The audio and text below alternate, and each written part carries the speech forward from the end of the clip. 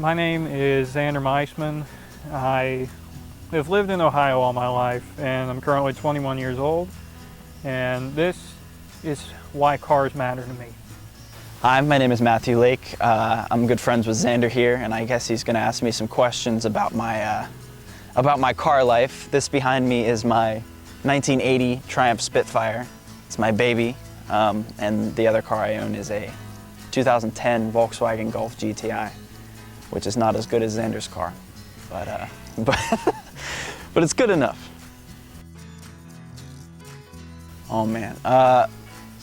Well, since I was pretty young, I used to watch Top Gear, which really got me into cars.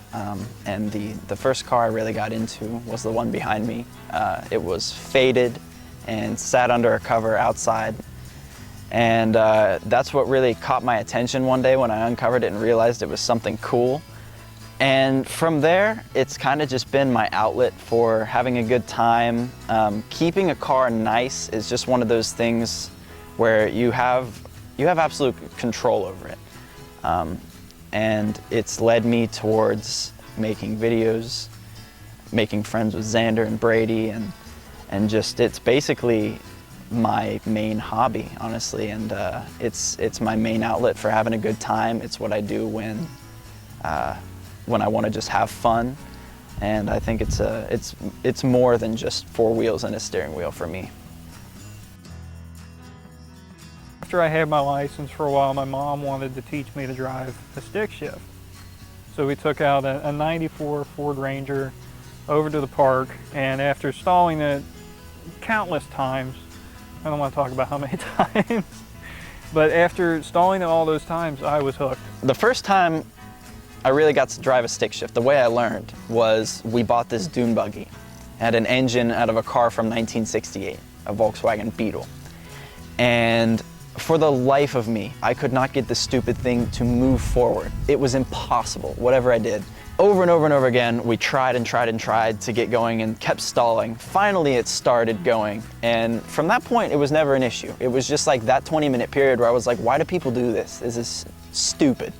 And now I own two cars, and both cars are stick shifts, and I wouldn't have it any other way. So it's interesting how that happens to you. Cars have changed my life. It's brought me to meet some of the coolest people I've ever met, and honestly, they're like family to me now. But before I got into cars a lot more, I hung around, I wouldn't say that they were the horrible crowd, but they were the typical crowd in high school where they want to go out and get drunk and forget who they are every weekend. And I didn't fit into it, and after a while I was just trying to get away from it, and my escape was cars. The first car I owned was a 98 Ford Contour with more rust on it than paint, and it had like 260,000 miles on it, but it was mine, so I mean, I didn't care at the time. It was a stick shift, it was everything I wanted then.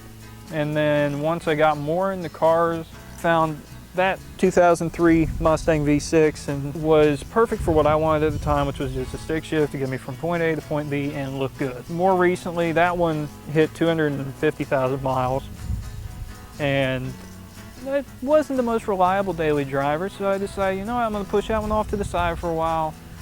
I'll get back to it eventually because it's got all this sentimental value to me.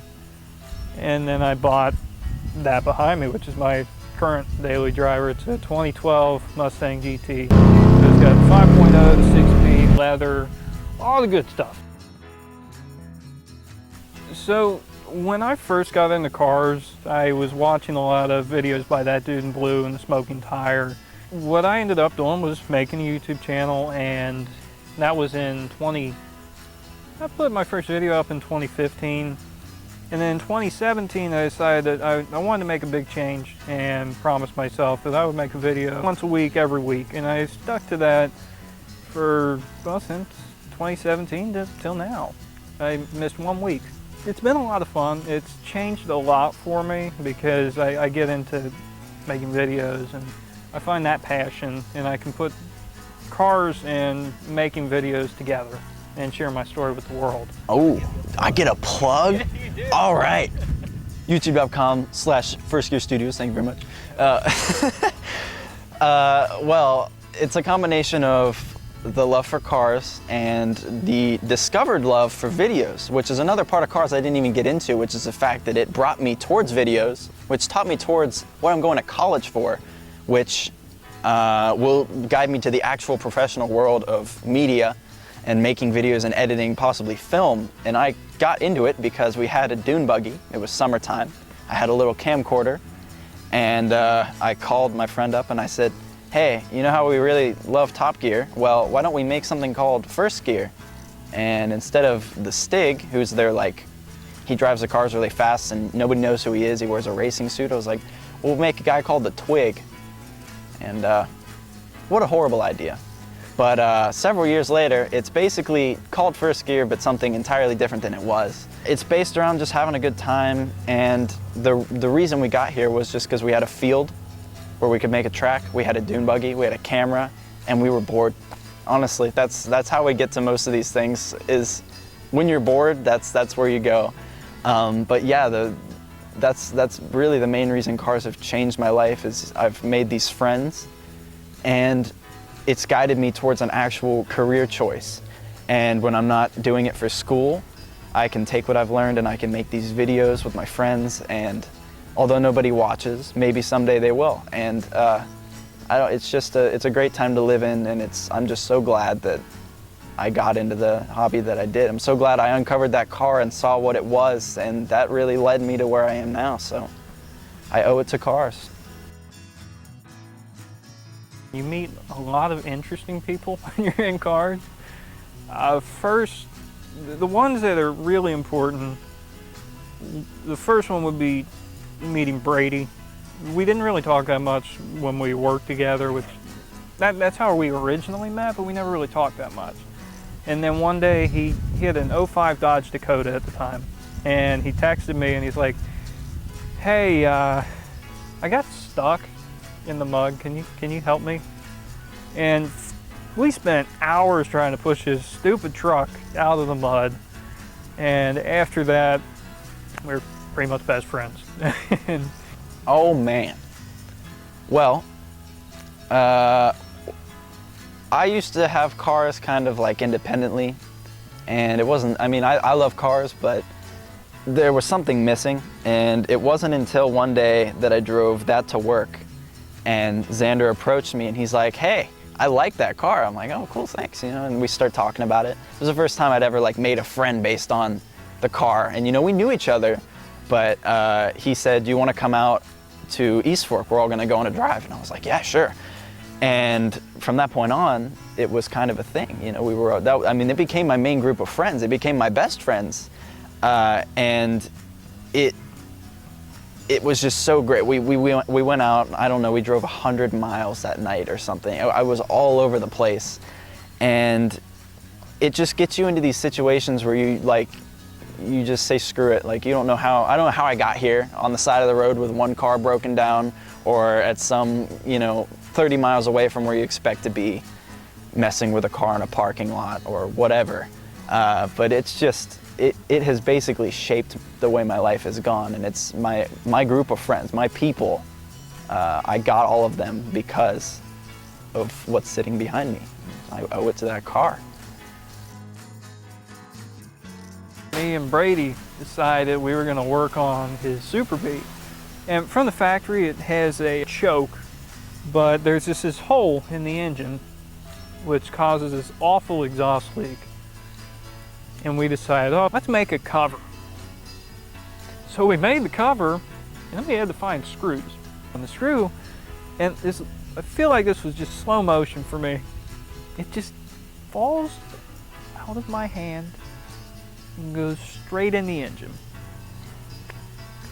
So then we had to spend the next couple days tearing this whole car apart just for this little tiny screw. My favorite might be that they're usually evolve around the 1971 Dodge Super Bee that our friend Brady has. A giant old yellow bathtub of sorts right now until it's got all the decals on it. I'm sorry, Brady, if you see this. This big giant car, he's in the process of restoring it. It's a great car. It's really cool, but it breaks a lot. So we went to a car show in the middle of the summer, and I'm in that, which that would be the one I would assume would break. We're in that, Xander's in his old Mustang. We have a Miata, a newer Jetta, so that one's not gonna break, and this Charger.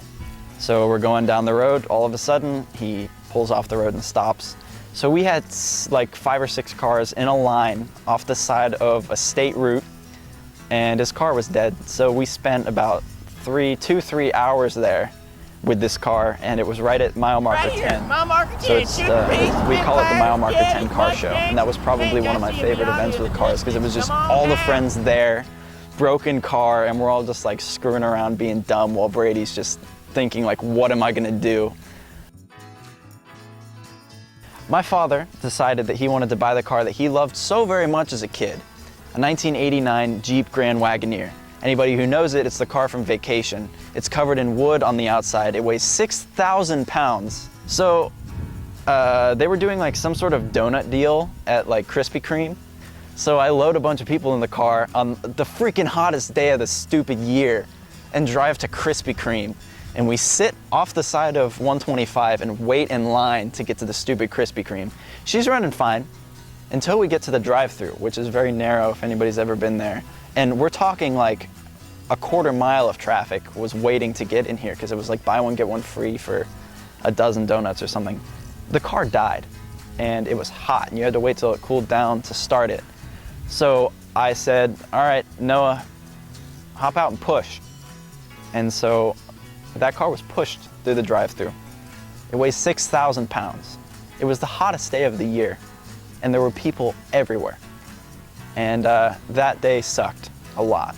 The only thing that made that day better was the fact that I didn't have to push the car and the fact that I got to eat donuts.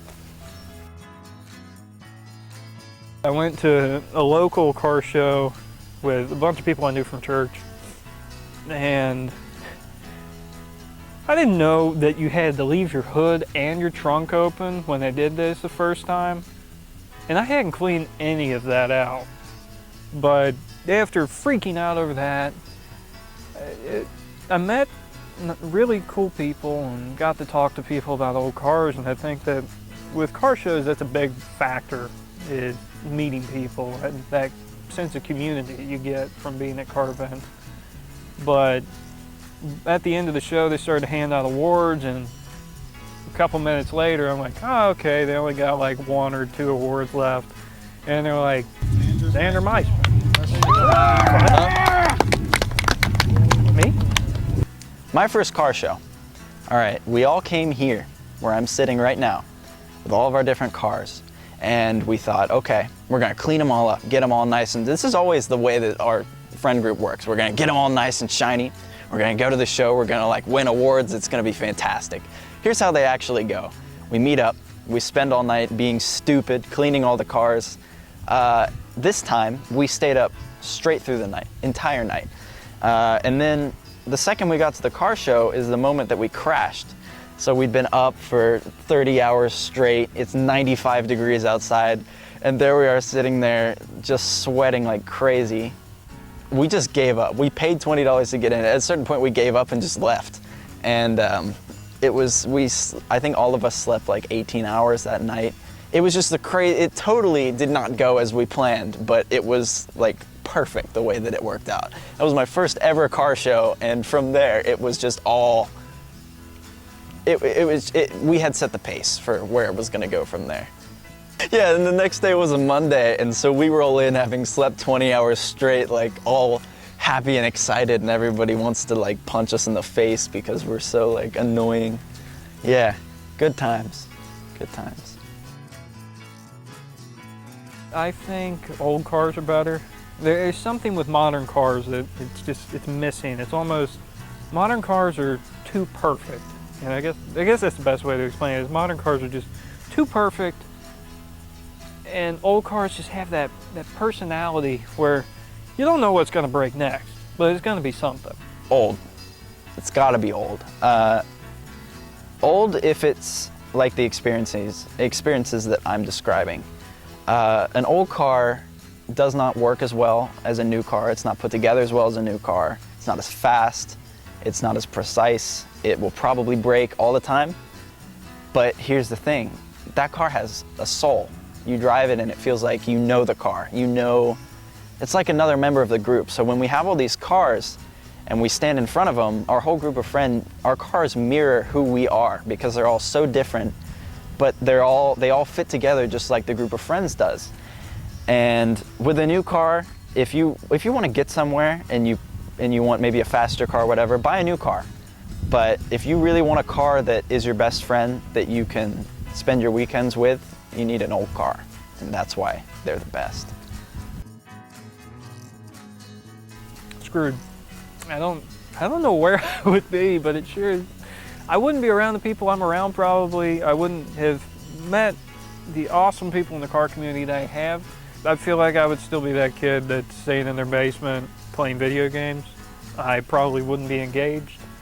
Way deep down, you had the same old feelings for me. I didn't plan on doing Went it, to but the now store and bought you a ring, and I got down on one knee, down on one knee. Yeah. And there's just all these little things that cars have brought me towards that without that, I probably wouldn't be making YouTube videos or anything. I don't know where I'd be, but I wouldn't be happy.